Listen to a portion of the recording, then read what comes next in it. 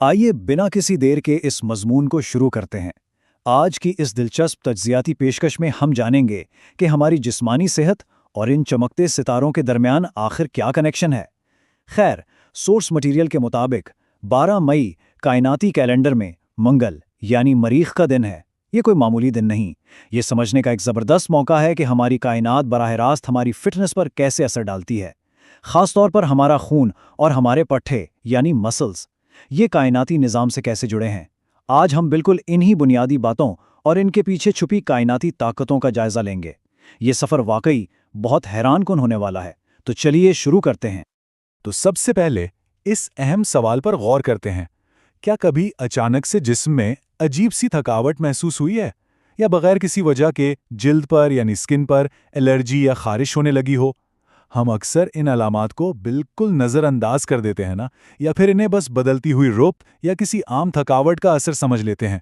लेकिन हकीकत में इन छोटी छोटी बीमारियों का कनेक्शन कहीं और ही जुड़ा हुआ है। क्या इन सब का ताल्लुक सिर्फ रोज़मर्रा की आदत से है, या फिर कोई ऐसी कायनाती ताकत है जो खामोशी से इन्हें कंट्रोल कर रही है? आइए इस राज को समझते हैं। इस पॉइंट पर आकर एक बहुत ही इंटरेस्टिंग किरदार सामने आता है, मरीख यानी कि मार्स। इल्म नजूम और सेहत पर मबनी इन हवालाजात में मरीख को इंसानी जिस्म के खून और पट्ठों का कमांडर करार दिया गया है। अब जरा सोचिए, एक कमांडर का असल काम क्या होता है? अपनी फौज को कंट्रोल करना, उन्हें ताकत देना और उनकी रहनुमाई करना, राइट? बिल्कुल इसी तरह मरीख का सीधा असर हमारे खून की गर्दिश और हमारे मसल्स की मजबूती पर होता है।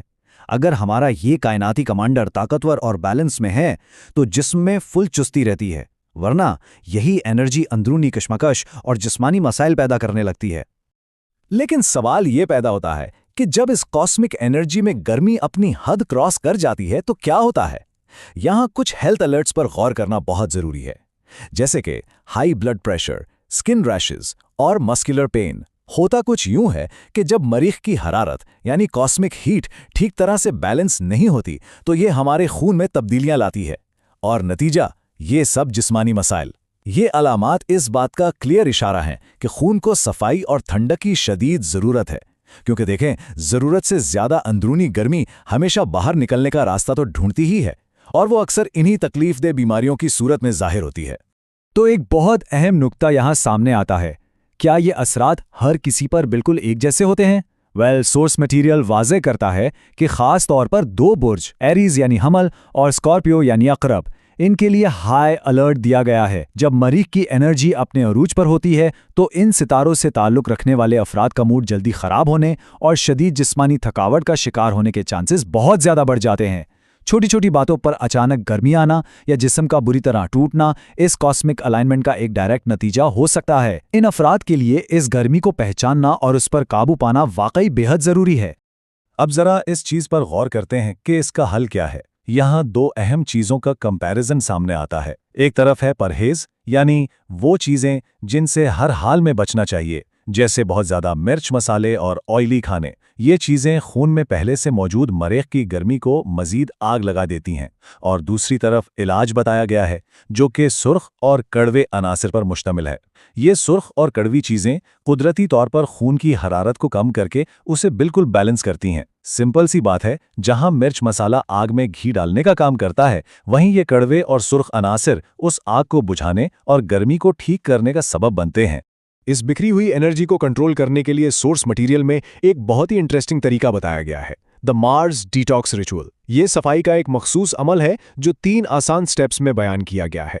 पहला स्टेप, सुबह या दोपहर के वक्त अनार का जूस पिया जाए या फिर नीम के पत्तों का अर्क इस्तेमाल किया जाए। दूसरा स्टेप, इन सुर्ख और कड़वे अनासिर को जिस्म में अपना काम करने दिया जाए ताकि ये खून को साफ करें और जिगर को मुकम्मल डिटॉक्सिफाई करें। मरीख की एनर्जी का खुद सुर्ख और कड़वी चीज़ों से गहरा कनेक्शन है। और तीसरा स्टेप, जब लिवर और खून अंदर से बिल्कुल साफ हो जाए तो चेहरे पर एक कुदरती ताज़ा निखार यानी वो रिस्टोर्ड नेचुरल ग्लो खुद ब खुद वापस आने लगता है। ये बॉडी को अंदर से साफ करने का एक बेहतरीन सिस्टम है। आइए आगे बढ़ते हैं और देखते हैं कि जिस्मानी अमालियात कैसे इसका हिस्सा हैं। एक बहुत अहम नंबर जो हाईलाइट किया गया है वो है 20 यानी 20।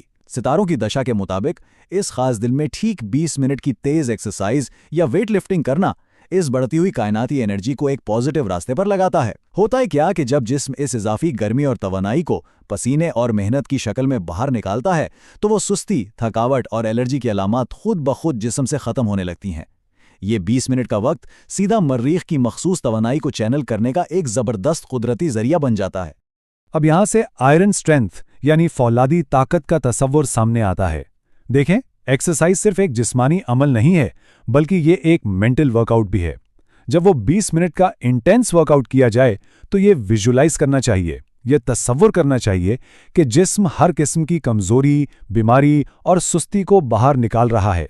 ये विजुअलाइजेशन ना सिर्फ जहनी फोकस को बेहतर बनाती है, बल्कि जिस्म में खून की कमी को दूर करके आयरन लेवल्स और स्टेमिना को एकदम मैक्सिमाइज कर देती है। वाकई एक साफ और एक्टिव जिस्म ही असल में फौलाद की तरह मजबूत बन सकता है, जहां जहन और जिस्म एक ही टीम बनकर काम कर रहे होते हैं। तो इस पूरी डिस्कशन का निचोड़ एक बहुत ही खूबसूरत कौल में समेटा गया है, साफ खून ही हर बीमारी का इलाज है। हमने अब तक जो भी डिस्कस किया, इस पूरे मालूमाती मवाद का बुनियादी फलसफा बस यही है। अगर खून कंप्लीटली साफ हो, जिसमें किसी किस्म के फासिद मादे या ज़रूरत से ज़्यादा गर्मी शामिल ना हो, तो ये एक लंबी और परफेक्ट जिस्मानी सेहत की मजबूत बुनियाद बन जाता है। और यही वजह है कि खून को डिटॉक्सिफाई करना, चाहे वो खुराक और परहेज से हो या फिर एक्सरसाइज और पसीने के जरिए, सेहत के लिए सबसे अहम कदम माना जाता है। आइए इस तज्जिए को एक ऐसे सवाल पर ख़त्म करते हैं जो वाकई सोचने पर मजबूर कर देता है। क्या हमारे रोज़मर्रा के मूड्स, हमारा गुस्सा, सुस्ती और ये जिस्मानी एहसासात पूरी तरह सिर्फ हमारी आदत और खुराक पर डिपेंड करते हैं? या फिर जैसा कि आज हमने देखा, कायनात के सितारे और सयारे हकीकी ताकत रखते हैं और हमारे जिस्म के निज़ाम को बिल्कुल एक कमांडर की तरह चलाते हैं? ये वाकई एक दिलचस्प बहस है जो इल्म नजूम की कदीम दानिश को आज की जिस्मानी सेहत के साथ जुड़ती है। उम्मीद है इन मालूमात से काफ़ी नई चीज़ें समझ आई होंगी। इन दोनों पहलुओं को साथ लेकर ही जिस्म और जहन की बेहतरीन देखभाल की जा सकती है। आज की इस पेशकश में बस इतना ही।